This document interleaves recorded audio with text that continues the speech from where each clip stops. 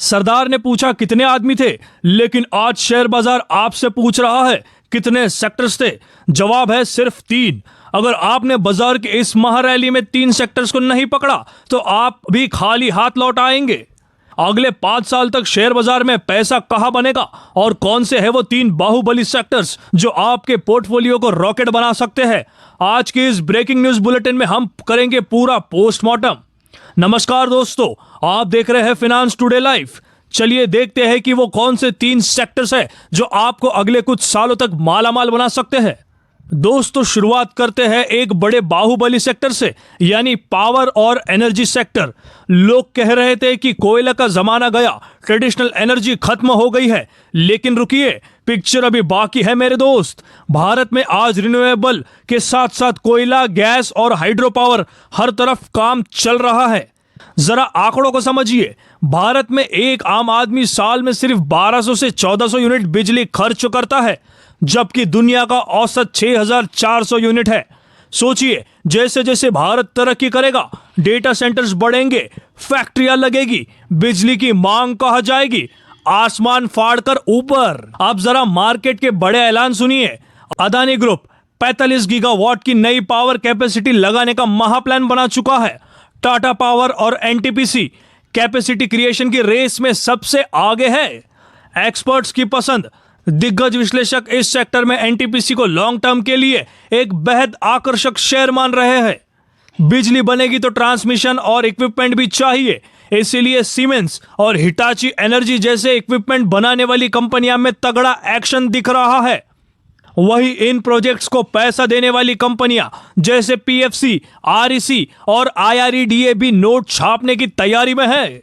दोस्तों, अब बात करते हैं दूसरे सेक्टर की, वो सेक्टर जिसके बिना बाजार चल ही नहीं सकता, यानी बैंकिंग सेक्टर।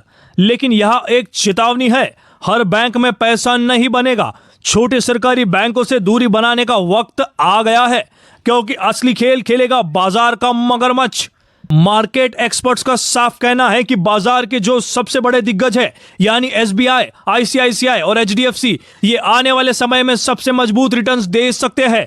सरकार की नई नीतियों के बाद मार्केट का 70 से 80% फंड इन्हीं बड़े बैंकों के पास आने की उम्मीद है। इसके अलावा वो नॉन बैंकिंग फाइनेंशियल्स कंपनियां जो एआई और नई टेक्नोलॉजी को तेजी से अपना रही है, वो आने वाले 2 सालों में आपके पैसों को कई गुना कंपाउंड कर सकती है। बाजार में थोड़ी गिरावट हो तो इन बड़े दिग्गजों को अपना पोर्टफोलियो में समेटना शुरू कर दीजिए। दोस्तों, अब आते हैं तीसरे और सबसे बड़े सेक्टर पे, जिसमें एक नहीं बल्कि 2 छिपे हुए रुस्तम शामिल है जो भारत को ग्लोबल लीडर बना रहे हैं।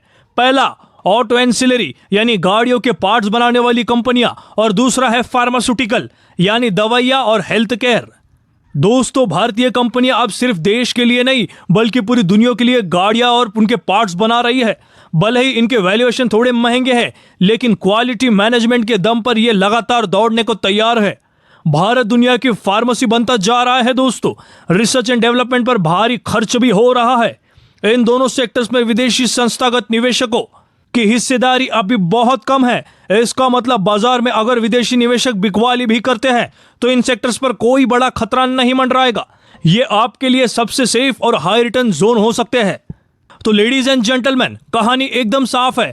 अगर अगले 5 साल का नजरिया है तो पावर, एंसिलरी, बड़े बैंक, ऑटो पार्ट्स और फार्मा स्टॉक्स को अपने सोने की खदान समझिए। लेकिन याद रखिए, बाजार में हड़बड़ी करने वाले हमेशा नुकसान उठाते हैं। अपना होमवर्क पूरा करे, सही वित्तीय सलाहकार की मदद ले और सही समय पर अपने दिमाग से सही दाव लगाए। चलते चलते सिर्फ इतना ही कहूंगा, बाजार के इन 3 बाहुबलियों को बिल्कुल हल्के में मत लेना बाबू मोशाय। ये पोर्टफोलियो किसी की भी किस्मत बदल सकते हैं। अगर वीडियो पसंद आया हो तो तुरंत लाइक करें और अपने ग्रुप्स में शेयर कर दीजिए। साथ ही साथ चैनल को सब्सक्राइब कर बेल आइकन दबा दीजिए। आप देख रहे हैं फाइनेंस टुडे लाइव। मिलते हैं आपसे अगले अपडेट में। तब तक के लिए जय हिंद, जय भारत।